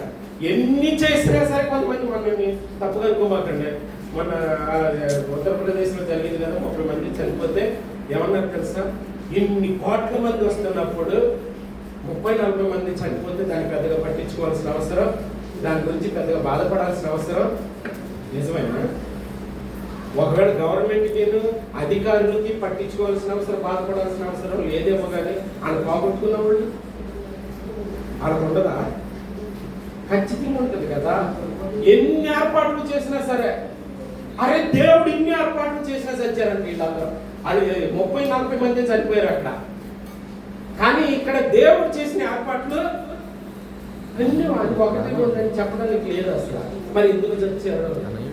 దేవునికి ఇష్టలుగా లేకపోవడం వల్ల చనిపోతారు. అక్కడ కాలేబు యెహోషువ గారు మీరు గమనిస్తే అది ఒకసారి క్లోజ్ చేశారు. అప్పుడు దేశము సంచరించి చూచిన వారిలో నుండి నూను కుమారుడు యెహోషువయు యెఫున్నె కుమారుడు కాలేబును బట్టలు చింపుకొని ఇశ్రాయేలుడు సర్వ సమాజముతో మేము సంచరించి చూచిన దేశము మిక్కిలి మంచి దేశము, యెహోవా మన యందు ఆనందించిన ఎడల. అండర్లైన్ చేసుకోండి, యెహోవా మన యందు ఎప్పుడు ఆనందిస్తాడండి? మనం యెహోవాకి ఎలా ఉంది? దేవుని స్తోత్రం చెప్పండి ఒకసారి. యెహోవా మన యందు ఆనందించిన ఎడల ఆ దేశములో మనలను సేదదీర్చి. దేవునికి స్తోత్రం చెల్లిద్దామా? ఏ దేశములో? ఆ దేశములో, భూమి మీద ఉన్న కనాను దేశంలో కాదు, ఆ దేశంలో సేద తీర్చి విశ్రాంతినిచ్చి దానిని మనకిచ్చును. దేవునికి స్తోత్రం కాదు, హల్లెలూయా. అక్కడికి అర్థం కాదు. దానిని నీకు ఇస్తానంటున్నాడు. దేవునికి మహిమ కలుగును కాదు. దానిని నీకు ఇస్తా, పరలోకాన్ని నీకు ఇస్తా, నువ్వు పరలోకాలతో కాదా. ఎప్పుడో తెలుసా? యెహోవా మన యందు ఆనందించిన ఎడల. యెహోవా మన యందు ఎప్పుడు ఆనందిస్తారు? నేను యెహోవాకి ఇష్టడుగా ఉంటే. ఒకవేళ యెహోవాకి ఇష్టడుగా లేకపోయినా, ఇందులో మరి అందరూ బాప్తిసం పొందారుగా, అందరూ మేఘం కింద ఉన్నారుగా, అందరూ మేఘంలోనే నడిచారుగా. గుడికి వచ్చిన వాళ్ళందరూ వచ్చినట్టు కాదు. మీరు ఏమన్నా బాధపడ్డా నేనేం చేయలేదు. చెప్పిన వాళ్ళందరూ పాస్టర్ కాదు, 4 మాటలు చెప్పిన వాళ్ళందరూ పాస్టర్ కాదు. ఒకవేళ 4 మాటలు చెప్పగలిగే వాళ్ళందరూ పాస్టర్ అయితే నెంబర్ 1 పాస్టర్ సైతం కూడా. ఎందుకంటే ఆ 4 మాటలు కాదు, ఎక్కడెక్కడ పరమార్థాలన్నీ చెప్తాడు. ఎక్కడెక్కడియో అవి చెప్తాడు. ఆహా ఇంత అనిపిస్తాడు కూడా. కానీ దేవుడు అంటున్నాడు, నీవు నన్ను మహిమపరచలేదు, గొప్పగా మాట్లాడేవు. కానీ కాబట్టి దేవుడు మన యందు ఆనందించగలిగే ఉపదేశము, దేవుడు మన యందు ఆనందించగలిగే భక్తి శ్రద్ధలో. అదే నువ్వు పాట పాడినా, నువ్వు ప్రార్థన చేసినా, నువ్వు గుడికి వచ్చినా, నేను ఆయనకి ఇష్టడుగా ఉన్నానా, ఇష్టరాలుగా ఉన్నానా, ఆత్మ పరిశీలన ప్రతిరోజు చేసుకోవాలి. ఆయన నా యందు, నా పాట యందు, నా ప్రార్థన యందు, నా ప్రవర్తన యందు, నా చూపుల యందు, నా తలపుల యందు ఆయన ఆనందిస్తున్నాడా లేదా? ఆయన ఏమన్నారు? ఒకే సింపుల్ మాట, యెహోవా మన యందు ఆనందించిన ఎడల మన దేశంలోకి వెళ్ళకపోక. అంటే అర్థం ఏంటి? తీసుకెళ్ళేది ఎవరు? దేవుడే తీసుకెళ్ళాలంటే ఏం చేయాలి? ఆయనకి మనం ఇష్టలుగా ఉండాలి, ఆయన మన యందు ఆనందించాలి. వీళ్ళు చేసిన తప్పులేంటో తెలుసా? వీళ్ళు ఇంత ఒకసారి 6వ వచనం కూడా చదివి, లేదా మన రెగ్యులర్ వారు ఆశించిన ప్రకారము. ఒక్క నిమిషం, మొదట ఏమనుకున్నాం? దేవునికి ఇష్టలుగా లేకపోవటం వల్ల చచ్చిపోయారంట. వాళ్ళు ఇంకేం చేశారంట? ఆశించారంట. ఏమిచ్చారంట? ఇంకేం ఆశిస్తారు? అరే కూటికి కొట్టికి లోటు లేకుండా, ఎండ దెబ్బ వెన్నెల దెబ్బ కూడా తగ్గకపోకుండా, రాగం లేకుండా, గూడు కూడు ఏ లోటు లేదు కదా. ఇంకేం ఆశిస్తావు నువ్వు? ఇంకేం కావాలి నీకు? అది సరిపోలేదంట. వాడు వేరే ఏదో ఆశించారంట. ఈ రోజున నిజానికి మనలో, మన ఇళ్లలో ఎక్కువ మంది తల్లిదండ్రులకి, ఎక్కువ మంది కుటుంబానికి కారణం ఏంటో తెలుసా? అనారోగ్యానికి ప్రధాన కారణం ఏంటో తెలుసా? ఇచ్చిని సరిపోతుంది. ఏదో ఆశించడం, ఆని చూసి ఈయన్ని చూసి పోటీ పెట్టుకుని ఏదో ఆశించడం, దేవుడు ఉండమన్న స్థితిలో ఉండకుండా ఏదో ఆశించడం. పౌలు ఎన్నిసార్లు అన్నాడు తెలుసా? అన్ని స్థితులలో నేను ఉండగోరుచున్నాను. దేవునికి స్తోత్రం. ఏ స్థితిలో ఉండమంటే ఆ స్థితిలో ఉండటానికి నేను సిద్ధముగా ఉన్నాను. వీళ్ళంట ఇచ్చి సరిపోలేదంట, ఆశించారంట, వేరేదేదో ఆశించారు. మీరు బైబిల్ గ్రంథంలో చూస్తే ఎందుకు అంత దారుణంగా ఈ ఒక్క మాట నేను చెప్పి, మొట్టమొదటిది దాని కింద మీరు చదవండి, ఇంటికి వెళ్ళిన తర్వాత చదువుకోండి. మొట్టమొదటి ఆ చేసిన తప్పుడు ఏమని తెలుసా? విగ్రహారాధన. ఎందుకని తోడబొమ్మలు చేసుకుని ఒరిజినల్ భాషలో ఏమన్నా తెలుసా? అక్కడ 32 అధ్యాయం మనం చదువుకోండి. నిర్గమాకాండం ఒరిజినల్ మీనింగ్ ఏముందంటే, దూడబొమ్మలు చేసుకున్న తర్వాత తింటా కూర్చున్నారంట. రకరకాల చికెన్లు, మటన్లు, రకరకాల అట్లు పెట్టుకుని తింటా కూర్చున్నారు. తర్వాత వేసారంట, ఆడుకుంటాకి వేసారని రాసు. ఏం ఆడుకుంటాకో తెలుసా? సెక్స్లో ఆడుకుంటారని రాసు. ఈ రోజు కూడా నిజం చెప్పండి, విపరీతమైన తిండి దేనికి కారణం అవుతుంటే తప్పుడు ఆలోచన ఉంది కారణం. తిండి ఎక్కువైపోతే, మదం ఎక్కువైపోతే ఆలోచనలు చెడిపోతాయి. ఒరిజినల్ హెబ్రీ మీనింగ్ ఏముందంటే, ఆడు తింటా కూర్చుని ఆడుకుంటాకి ఇచ్చారంటే, ఎప్పుడు విగ్రహానికి ఉత్సవం చేసేటప్పుడు ఆడుకుంటాకని లేదు. ఏం ఆడుకుంటాకి? ఈ అపవిత్రమైనటువంటి కార్యకలాపాలు, స్త్రీలకు తెచ్చుకుని నగ్నంగా నాట్యాలు చేసుకుంటూ, డ్యాన్సులు వేసుకుంటూ.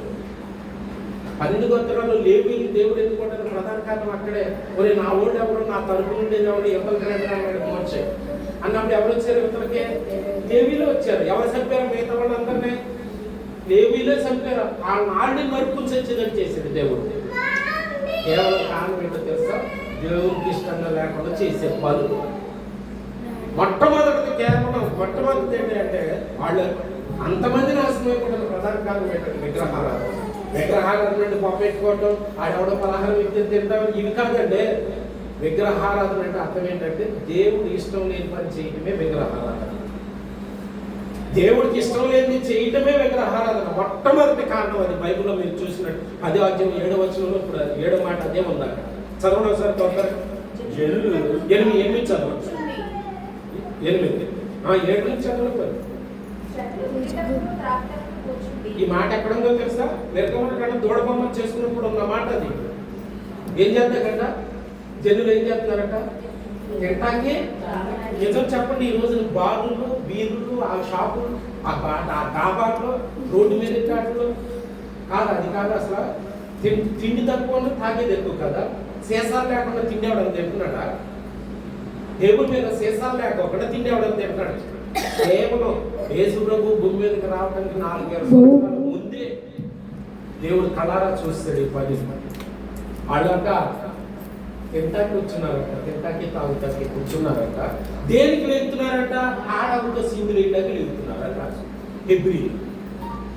ఆడుకుంటాకి లేస్తున్నారని రాసింది. తింటాకి కూర్చుని ఆడుకుంటాకి లేపితే వీడు దేవుడి పైన బయటచేది ఎప్పుడురా? ఎంత గొప్ప దేవుడు! అది చూసి సంహరింపబడ్డారని రాసింది. ఆయన చంపింది ఎవరంటే దేవుడే చంపారు. దేవుడే చంపారండి. గుడికి వస్తావు, ప్రార్థన చేస్తావు, పాట పాడతావు, ఇంటికాడ బతికి ఎట్లున్నారు మరి? దేవుడికి ఇష్టంగా ఉండొద్దా మనం చేసేవన్నీ?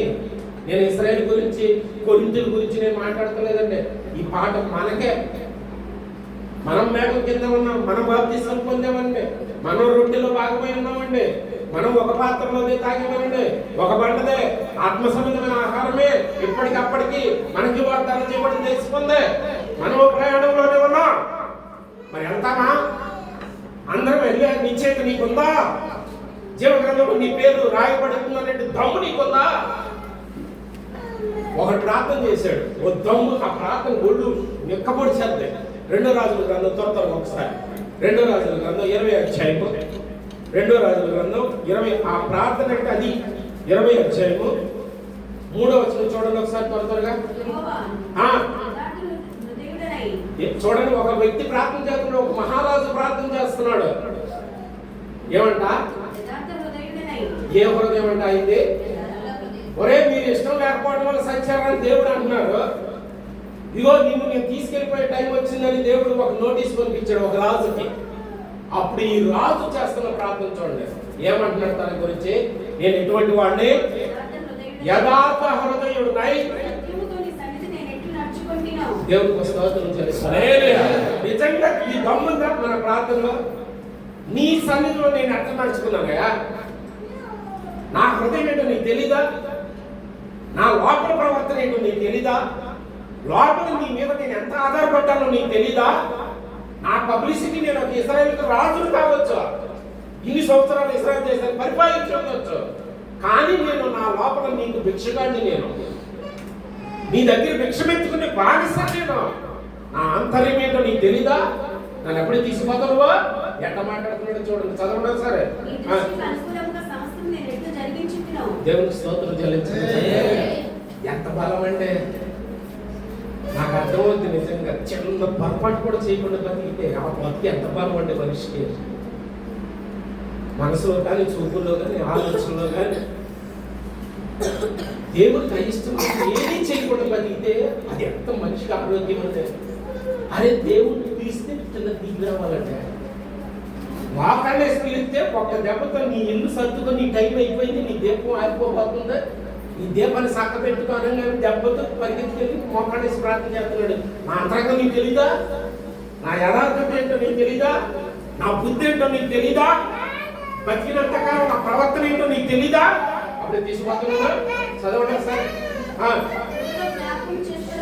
ఎవరిని జ్ఞాపకం చేసుకోమంటాడు? నా విషయంలో నువ్వు జ్ఞాపకం చేసుకో. మనం ఏమంటాం? మనం దేవుడిని జ్ఞాపకం చేస్తాం. మన దేవుడిని అప్పుడప్పుడు జ్ఞాపకం చేస్తాం.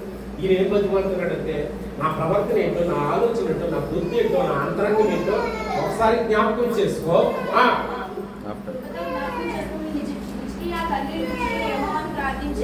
ఏం చేసి మహారాజు ఏం జరిగిందంటే 4వ వచనం,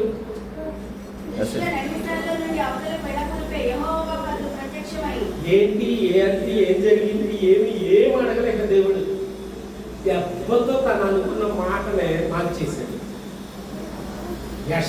ఏ దుర్వార్త తీసుకొచ్చాడో యెషయా గారు ఇంకా నడివి అంటే అతని ఇంట్లోంచి ఇంక బయటికి రాలా, వసారాలోనే ఇంకా ఉన్నాడు. ఎప్పుడైతే ఈ మాట తన అంటే ఏం అర్థం చేసుకోండి, నీ లోపల నీ విశ్వాసం, నీ లోపల నీ నమ్మకం, నీ లోపల నీ పవిత్రత నీకు రక్షణను గ్రహిస్తుంది. దేవునికి ఇస్తుంది. ఎంత బాగా ప్రార్థన చేశాడు. బయటికి వెళ్ళక మునిపే ఏ వివరణ అడగల హిజ్కియాని. నిజంగానే యథార్థంగా ఉన్నావా, నిజంగానే నీతిగా ఉన్నావా అని ఏం అడగల. ఉండకపోతే అట్లా చేయగా ప్రార్థన, ఉండకపోతే అట్లా చేయగా ప్రార్థన. ఉన్నాడు కాబట్టి దేవుడు వెంటనే కార్యం చేస్తాడు. దేవునికి స్తోత్రం. దేవునికి ఇష్టలుగా ఉన్నవాడి ప్రార్థన దేవుడు లేదు చేయడు. దేవునికి ఇష్టలుగా ఉన్నవారు చేసే ప్రార్థన ప్రతిఫలం లేక రాదా? యెషయా దాటక ముందే యో మర్చిపోయాను. అతను ఎంత నీతిమంతుడో, అతను ఎంత యథార్థవంతుడో, అతని ప్రార్థన ఎంత గొప్పదో, అతని అంతరంగం ఎంత గొప్పదో, నాకు ఎంత ఇష్టమైనోడు వెళ్ళి మీద ఆయుష్ ఇచ్చిన ఇంకా రాకముని మీరు అర్థం చేసుకోండి ఎందుకు ఎంతమంది నాశనం అయిపోయారంటే, మొట్టమొదటిది విగ్రహాలు. రెండోది మీరు గమనించినట్లయితే అక్కడే చూస్తే 9వ వచనం, రెండోది 8వ వచనం, 8వ వచనం చదవండి ఒకసారి. అర్థమైందా మీకు? తప్పుగా అర్థం చేసుకోమాకండి. వ్యభిచారం అంటే ఏదో చేయటం కాదు, దేవుడుగా ఆరాధించకుండా దేన్ని ఎక్కువగా పట్టుకోవడం. అది డబ్బు అయినా కావచ్చు, అది అందమైన కావచ్చు, ఇంకోటి ఏదైనా కావచ్చు. దేవుడు కంటే ఎక్కువగా దేన్ని చూసినా అది వ్యభిచారం. వీళ్ళు చేసింది అదే, ఇచ్చిన వాటిని నిర్లక్ష్యం చేశారు, ఆశించారని రాశారు కదా. వేరే దేన్నో ఆశించారంట, దేవుణ్ణి ఆశించరా, దేన్నో ఆశించారు, ఇచ్చిని సరిపోదు, అదే వ్యభిచారం. అందుకు వాళ్ళు అందరూ చచ్చారు. తర్వాత మీరు 10-9 ఇంకోటి ఏంటి వాళ్ళు చేసిన తప్పు? మొదటిదేమో విగ్రహారాధన, రెండోదేమో వ్యభిచార సంబంధమైన అవినీతి, మూడోది ఏం చేశారు? ప్రమాదకరం. 9వ వచనం ఏంటంట? 9వ వచనం మనము ప్రభువును ప్రాచీన పత్రులలో అదంతా బ్రాకెట్ లో ఎవరెవరు పరీక్షించాలి? దేవుడు మనల్ని పరీక్షించాలి. వీళ్ళు ఏం చేశారంట? దేవుణ్ణి పరీక్షించారు, దేవుణ్ణి శోధించారంట, దేవుణ్ణి శోధించారు, క్రీస్తుని శోధించారు, పంటనే శోధించారు. అది 3వ తప్పు. 4వ తప్పు లాస్ట్ది చూడండి ఒక్కసారి. 10 ఏంటిదంట అది? ఇది ప్రమాదం తల్లి. ఈ జబ్బు ఎక్కువ ఆడకూడదు, మీరు బాధపడినా నేను ఏం చేయలేదు. ఇది ప్రమాదం. క్యాన్సర్ ఫుడ్ కంటే ప్రమాదం. సనుకోవటం వల్లే 30 లక్షల మందిలో 2 మాత్రమే మిగిలారు. సణుగుడు భయంకరమైన వ్యాధి. ఆ సనుకోవటం వల్లే కాబట్టి వాళ్ళు చేసినటువంటి తప్పులు అంతమంది నాశనం అయిపోవటం. ఒకే మేఘం కింద నడిచిన, ఒకే పండ్ల నీళ్ళు తాగిన, ఏ ఎండ లేకపోయినా, ఏ నీరసం లేకపోయినా, ఏ ప్రమాదం జరగకపోయినా అంతమంది చచ్చిపోవడానికి ప్రధాన కారణం ఏంటంటే మొట్టమొదటిది విగ్రహారాధన. విగ్రహారాధన అంటే చెప్పారు కదా.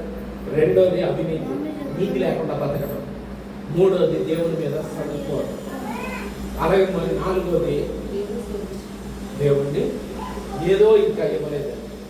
కాబట్టి ఎందుకు ఇష్టంగా లేదు? ఈ 4 మనం చేయకపోతే ఇష్టంగా ఉంటాం. దేవునికి స్తోత్రం. దేవుడు చక్కటి వాగ్దానం ఇదే అధ్యాయంలో ఒక్క మాట చెప్పి నేను ఇప్పుడు వచ్చాను. 12వ వచనంలో చక్కటి హెచ్చరిక ఉంది, 13వ వచనంలో చక్కటి వాగ్దానం ఉంది. 12వ వచనం చదివి. అన్ని బాగున్నాయా? అయితే జాగ్రత్తగా ఉండమంటుంది బైబిల్.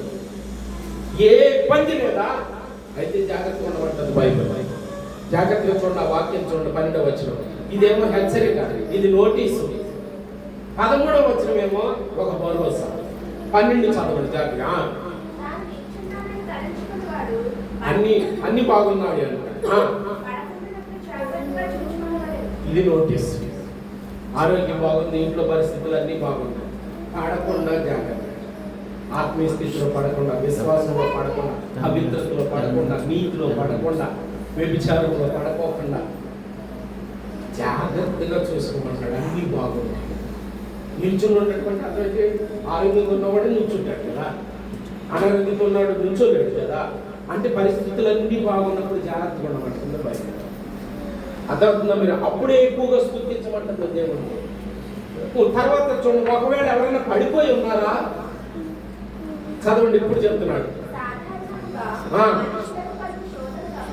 పడిపోయినోడు ఎక్కడ ప్రాణ భయంతో అయిపోయింది నా జీవితం అనుకుంటున్నామేమో. దేవుడు వాక్యం అంటాడు, ఒక వాగ్దానం, ఒక భరోసా. సాధారణంగా మనుషులకు కలుగు శోధన తప్ప. అందరూ స్తోత్రం చెప్పండి. నువ్వు భరించలేదు రాదు అంటుంది దేవుని వాక్యం. నువ్వు తట్టుకోలేదు రాదో. ముందేమో అన్ని బాగున్నవాడు గురించి చెప్తున్నాడు. అన్ని బాగున్నవాడు జాగ్రత్త పడాలి. ఆల్రెడీ ఏదైనా ఇబ్బందిలో ఉండి పడిపోయినాడు అంటాడే, రోగాలతో, మనసు మీద, అప్పులతో, సమస్యలతో, వాడికి ధైర్యం ఇస్తున్నాడు దేవుడు. మరి ఒరే, నీ సమస్య ప్రపంచంలో ఎవరికి రాని సమస్య కాదురా బాబు. సాధారణంగా మనుషులకు కలుగు శోధన తప్ప. చదువున్నామా? మరి ఏది అని నువ్వు అనుకుంటున్నావు సంభవించేసింది, అయిపోయిందని నువ్వు అనుకుంటున్నావు. ఇదంతా మనుషులందరికీ సంభవించే సమస్యే. దేవుని స్తోత్రం చెప్పండి. దేవుడు ఎవరంట?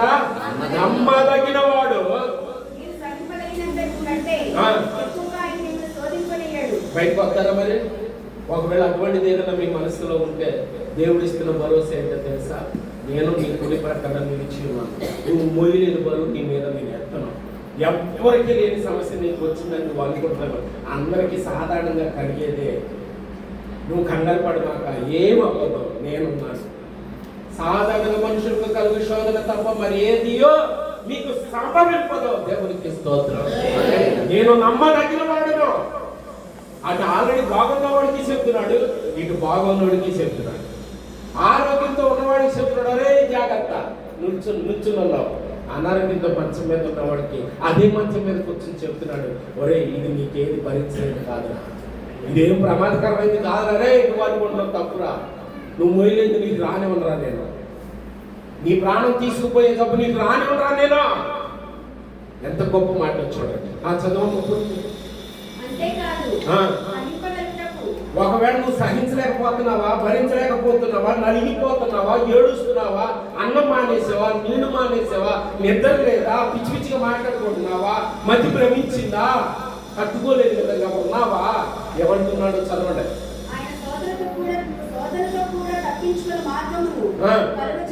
దేవునికి స్తోత్రం.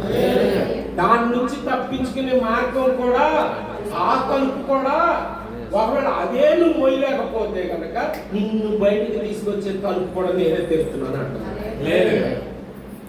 శోధన తప్పించుకునే మార్గము చదువు కలుగు చేయను. దేవునికి మంచి స్తోత్రం చెల్లిద్దాం. అర్థమవుతుందా? కాబట్టి దేవుడిని దేవుడిగా నమ్ముకుందాం, దేవుడికి ఇష్టలుగా బతుకుదాం. మన బతుకు అంతటిని బట్టి దేవుడికి ఆనందం కలిగించేద్దాం. నా ప్రయాణం, నా జీవిత ప్రయాణం అంతా దేవుడికి ఆనందం. ఇసుకే దమ్ములో వాడు ప్రార్థన చేశాడు, శోధన వచ్చింది, నీతిమంతుడికి శోధన రాదా, 7 మార్లు పడిపోతాడు అన్నాడు. గాడిద గరికి 7 సార్లు తినేసిందంట. మళ్ళీ 8వ సారి వచ్చి చూసేటప్పటికి గరికి ఏమైందంట, మొలకి ఎత్తిందంట. మన సాంప్రదాయం మా అమ్మ అనేది, గరికి తిన్న గాడి చచ్చింది కానీ గాడిద తిన్న గరికి మొలకెత్తింది కానీ. నీతిమంతుడు పడిపోవటం ఉండదా, పడిపోయి అట్టగా ఉండిపోవటం ఉండదు. ఈ పరమార్థాన్ని గ్రహించండి. కాబట్టి బాప్తిసం పొందినంత మాత్రాన, రొట్టె ద్రాక్షలు పాల్పొంపులు పొందినంత మాత్రాన, పండగ పెట్టే ఉత్సవాలకి పరిగెత్తుకెళ్ళిపోయి ఆర్భాటాలు చేసేసినంత మాత్రాన, తెల్ల బట్టలు వేసేసుకుని నా అంత పరిశుద్ధుల వల్ల ఒక దేవదూత లేదు అన్నట్టు వేషధాలతో బతికినంత మాత్రాన సావకుండా ఉన్నవాళ్ళు ఒకటే గుర్తు, దేవుడికి ఇష్టలుగా ఉన్నామా లేదా, లేకపోతే చచ్చిపోతాం. దేవుడికి ఇష్టలుగా ఉన్నామా లేదా, లేకపోతే చచ్చిపోతాం. ఎవరు సంపాదిస్తారా, దేవుడు చంపేస్తాడు. దేవుడు మూసుకుని బతుకుతుంటే అంతమంది అన్యాయంగా చచ్చిపోయారు. అంత కాపాడిన దేవుడు, అన్ని సుఖాలు ఇచ్చిన దేవుడు, అన్ని సంతోషాలు ఇచ్చిన దేవుడు, అన్ని ఆశీర్వాదాలతో నడిపించిన దేవుడు. వాళ్ళనే కాదు, ఈ రోజు కూడా నన్ను నడిపిస్తున్నాడు. దేవుడికి మహిమ కలిగిన ఎన్ని ఆశీర్వాదాలు ఇచ్చాడంటే లెక్కేసుకొని వెనక తిరగండి, ఎన్ని ఇచ్చాడు దేవుడు.